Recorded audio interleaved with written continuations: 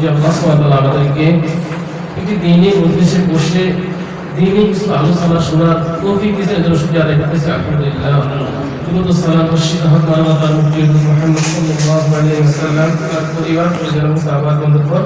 আল্লাহুম্মা সাল্লি আলা মুহাম্মদ আল্লাহুম্মা বারিক আলা মুহাম্মদ।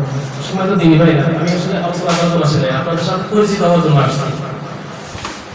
আমাদের ফারুক ভাই অনলাইনে আলহামদুলিল্লাহ দীর্ঘদিন আমাদের ক্লাসে যুক্ত ছিলেন, আর আপনারা হয়তো অনেকে ছিলেন, আমাদের সচিব দেখেছেন কিনা তো আমাদের কাতারে আছে আর কি, উনি আমার সরাসরি ছাত্র আর কি।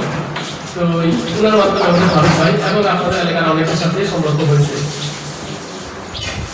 আমরা আসছি যে আপনাদের এখানে আলহামদুলিল্লাহ দ্বীনি কিছু ক্লাস হচ্ছে, আমাদের সাথে পরিচিত হতে আসছি। সময় যেহেতু বেশি হয়ে গেছে, এই জন্য আমি আমার আলোচনা একটু সংক্ষিপ্ত করবো।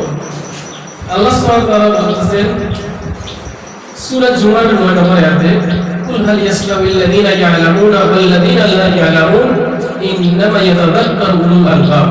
এই নবী আপনি বলুন, কারণ কোরআন নাযিল করার পরে আমরা সবাই জানি মুহাম্মদ সাল্লাল্লাহু আলাইহি ওয়াসাল্লাম কোরআন নাযিল করেছেন। এজন্য কুল যেখানে পেলে আমার এই আমর সিগাটা মানে আগে আনতে বলা হয়েছে রাসূল সাল্লাল্লাহু আলাইহি ওয়াসাল্লামকে, পক্ষান্তরে কোন সমস্ত নবীকে আবার কোন সমস্ত মানুষকে বলা হয়েছে।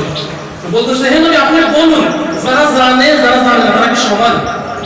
আমরা এটা এক বাক্য বলি না, কখনো সমান না। আল্লাহ তাআলা প্রশ্ন করেছেন, এরপর আল্লাহ তাআলা বলতেছেন ইন্নামা ইয়াতাযাক্কারু উলুল আলবাব, নিশ্চয়ই জ্ঞানীরা উপদেশ গ্রহণ করে।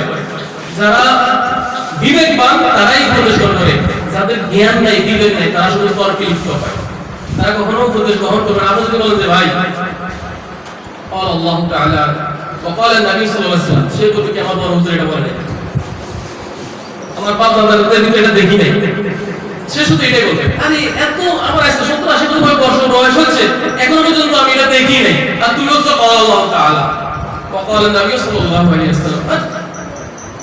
যখনই শব্দটা সত্যি হবে যে আল্লাহ তাআলা বলতেছেন, রাসূল সাল্লাল্লাহু আলাইহি ওয়াসাল্লাম বলছেন, এরপর বড় হুজুরের কথা চলবে? জ্ঞানীরা কখনো বলতে আল্লাহ তাআলা বলতেছে, রাসূলুল্লাহ সাল্লাল্লাহু আলাইহি ওয়াসাল্লাম বলছে হ্যাঁ এটা আল্লাহ তাআলা বলতেছে, হ্যাঁ শুধু তার দায়িত্ব যে আল্লাহ বলছে কিনা এটা সত্য কিনা যাচাই করে দেখবে, যাচাই করে দেখতে আল্লাহ বলছে, আল্লাহ রাসূল বলছে, তার একটা বাক্য হবে সামিআনা ওয়া আতা'না, আমরা শুনবো মেনে নিব। জ্ঞানীদের কথা এটা প্রকাশ করে মূর্খ জাহেলরা তারা শুধু তর্কে লিপ্ত হয়। আল্লাহ তাআলা বলেন সূরা ফুরকানের 63 নম্বর আয়াতে, ওয়া ইবাদুর রহমানিল্লাযীনা ইয়ামশুনা আলাল আরদ, রহমানের বান্দা হচ্ছে তারা যারা জমিনে নম্রভাবে ভদ্রভাবে চলাফেরা করে। রহমানের বান্দা সবসময় নম্র ভদ্র হয়। আর এদের সাথে যখন জাহেলরা কথা বলে, ওয়াইদা খাতাবাহুমুল জাহিলুনা ক্বালু সালাম, যখন এদের সাথে তর্ক করে জাহেলরা মূর্খরা, তখন তারা তর্কে লিপ্ত হয় না। তারা কি বলে? এখানে শান্তি বিরাজ করে, এখানে অশান্তি সৃষ্টি করে না, ফিতনা সৃষ্টি করে না। কারণ আল্লাহ রাসূলের একটা হাদিস আছে, প্রশ্ন হচ্ছে কি যে কেউ যদি সঠিক থাকা সত্ত্বেও তর্ক থেকে বাঁচার জন্য মানে বিবাদে লিপ্ত হওয়ার জন্য যদি কেউ যদি মানে সঠিক থাকা সত্ত্বেও তর্কে লিপ্ত হয়, তার জান্নাতের জিম্মাদারি আমি গ্রহণ করলাম। তাহলে আমরা যখনই আমরা অনেক সময় আছে আমরা কথা বলার ক্ষেত্রে আসলে আমরা মানে মাইন্ড করি না যে আমাদের কাছে অনেক সময় কথা চলে আসে আমার বিপক্ষে, আরে এইগুলো একদম সামাকি আলে ভাই আমাদের বিপক্ষে কথা বলে ফেলে। যদি কথাটা যদি আমার বাপের বিরুদ্ধে দেয়, আমার বাপ যদি সঠিক না থাকে, তাহলে এই কথাটা বলা যাবে না। ওমর রাদিয়াল্লাহু আমরা জানেন যে রাসূল সাল্লাল্লাহু আলাইহি ওয়াসাল্লামের অনেক বিচার ইহুদিদের পক্ষে গেছে, অনেক বিচার ইহুদিদের কি গেছে মুসলিমদের বিপক্ষে গেছে, ইহুদিদের পক্ষে গেছে, আপনারা জানেন এই বিষয়ে। তো সেই ক্ষেত্রে আমরা অবশ্যই এগুলো আমরা ক্লিয়ার করব, আমাদের ভুল ত্রুটিগুলো কারণ ঘর ঠিক করে তারপরে বাইরে যাওয়া, এটা আমাদের আজকে এই মজলিসটা যে আমাদের ঘরের ঘর তাই না, এটা আমাদের ঘর আগে ঠিক করতে আমাদেরকে। এজন্য আমাদের শেখ জিয়াউল আল্লাহ বলেন, এটা আমি আমাদের মাদ্রাসা নার্সুল হাফিজা মাদ্রাসা ফেনীতে আমাদের ফারুক জেলা বলছে যে গাজীপুর যেটা হচ্ছে সেটা আমরা মাত্র জায়গা নিয়েছি, সেটা উদ্যোগ হয়েছে। আল্লাহ যদি কবুল করে ইনশাআল্লাহ 2027 থেকে এটা শুরু করার নিয়ত এবং ইচ্ছা আমাদের আছে। তবে ফেনীতে একটি মাদ্রাসা আমাদের এখনো বর্তমানে চলমান আছে, দীর্ঘ 5 বছর এটা চলতেছে আর কি।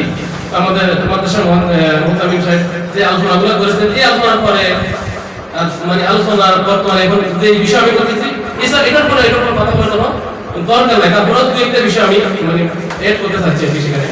তো সেখানে আল্লাহ সুবহানাহু ওয়া তাআলা যে বলছে যে জাহেলদের সাথে তর্ক করা জাহেলদের থেকে স্বয়ং নবীও বিতর্ক পানা চাইছেন।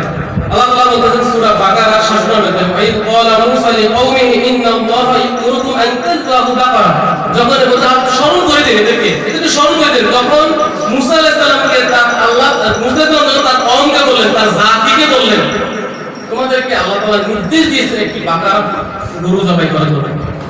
দেখেন জাহেল কওম কি বলেন, ক্বালু আতাত্তাখিযুনা হুজুয়া, হে মূসা তুমি আমাদের সাথে উপহাস করতেছো, ঠাট্টা করতেছো, আমরা গরু জবাই করবো আমাদের সাথে ঠাট্টা করতেছো। তারা তো মানে গরু কি মানতো, গরুর ইবাদত করতো তারা। তখন মূসা আলাইহিস সালাম হচ্ছে মূসা আলাইহিস সালাম সেখানে একজন নবী হওয়ার তার জাতিকে তার উম্মতকে বলে যে আল্লাহ সুবহানাহু ওয়া তাআলা একটা বাকারা জবাই করতে বলছে। তখন তার জাতি তাকে কিগুলো অপবাদ দিল, তুমি আমাদের সাথে ঠাট্টা করতেছো, তুমি আমাদের সাথে উপহাস করতেছো।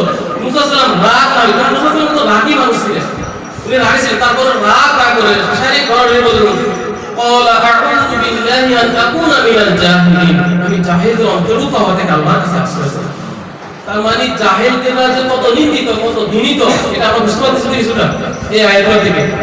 তার মানে জাহেলদের থেকে বেরিয়ে আসতে হলে একটা মাত্র পথ আছে, দ্বিতীয় কোনো পথ নাই।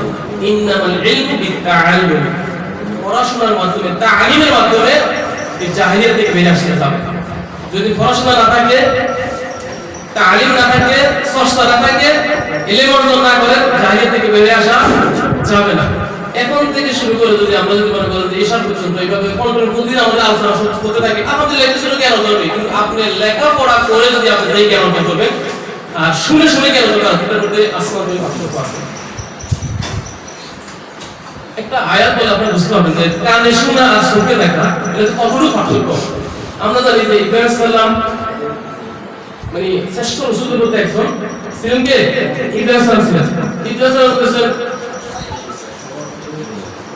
وإذ قال إبراهيم رب أرني كيف تحيي الموتى, ইব্রাহিম বলেছেন, হে আল্লাহ আপনি মৃতকে কিভাবে জীবিত করবেন, আমি এটা দেখতে চাই। যদি আমাদের দেশের অনেক